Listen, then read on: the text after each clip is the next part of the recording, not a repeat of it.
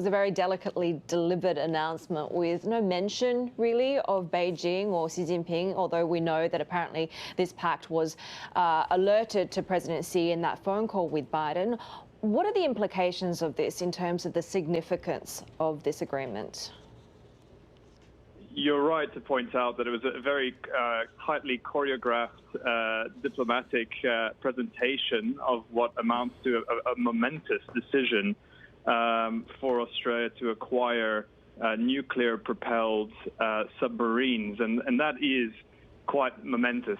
There are only 6 countries in the world: the US, Britain, China, France, India, and Russia that currently operate nuclear-powered submarines. Australia would now be set to become the unlikely 7th, and it's the only country not to have nuclear weapons, but to be intent on acquiring nuclear-propelled submarines. They've been all 3 leaders, Boris Johnson, President Joe Biden, and Prime Minister Scott Morrison, have been very clear to emphasize that Australia is not willing to acquire nuclear weapons, that this would be nuclear-powered submarines, but not nuclear-armed submarines. So that is a point they were clearly wanting to express to reassure the world that there would be no nuclear proliferation risks coming out of this deal. But it does send a very clear signal to China. They didn't mention China, of course, in their press statement, but this is very clearly designed to bolster alliances amid rising tensions with China over disputes ranging from the South China Sea to Taiwan. There is no way that America would be sharing this sort of technology with Australia if it weren't for China. How does this change the quantum of geopolitical risk for this region?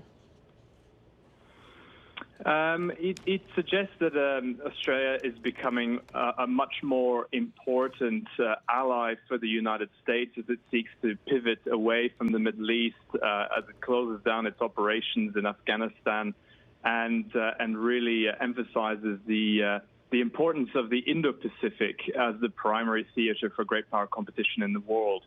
So Australia's place within the U.S. alliance network it becomes a lot more important. Obviously, the United Kingdom, as a long-standing ally of the U.S., wants to play a role here as well. And a lot depends now as well on the regional reactions, on the part of Southeast Asian countries, on the part of South Korea and Japan.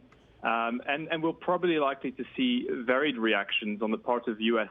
East Asian allies. This will be welcomed. In Southeast Asia, there will be more ambiguity. Of course, in Beijing, there will be a great deal of alarm.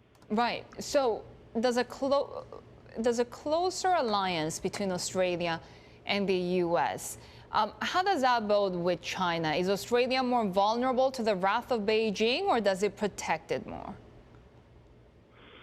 It's certainly a step up in terms of Australia playing a more proactive role, not just in terms of defending the island continent of Australia, but with nuclear-propelled submarines, your distances are vastly longer. You can operate these submarines for longer periods of time and further away from home in theaters like the South China Sea. So it does appear that Australia is buying into the U.S.'s push for greater alliance-driven collective deterrence, and for Australia to pay a greater price in collaborating in that effort, which obviously also then involves greater risks for Australia in taking a more proactive role with the United States and the UK. So it is a step up. It's the most momentous and significant change of defense and strategic direction for Australia in decades. And this will also be one of the most complex and technically challenging projects, defense projects in the world. It won't happen immediately. We're talking about an initial phase, exploration phase of 18 months. And it may take up to a decade or more before they actually acquire this sort of capability for the Royal Australian Navy. But nevertheless, it's a clear signal of intent that Australia is stepping up its role in the region. What will be the diplomatic reaction from China, especially when it comes to building its own alliances? It's interesting. We'll have to see what will happen now.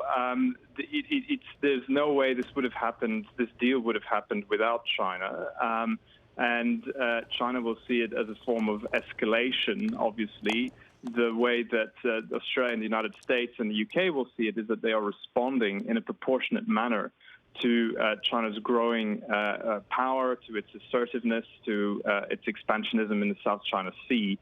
And so every story has two sides to this, of course, but there's no denying that this will escalate great power competition in the region. But it's all the more important, therefore, that the UK, US, and Australia were so keen to emphasize that this was not an acquisition of nuclear weapons for Australia, but that this would be conventionally armed submarines that would be nuclear powered.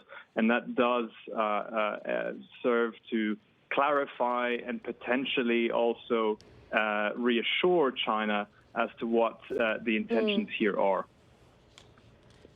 It does seem that the Biden administration's kind of systematic countering of Beijing focuses on these alliances as a centrepiece.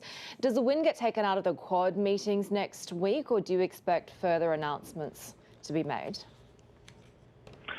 No, not at all. I think this is all very tightly choreographed in the lead up to the Quad summit later this month.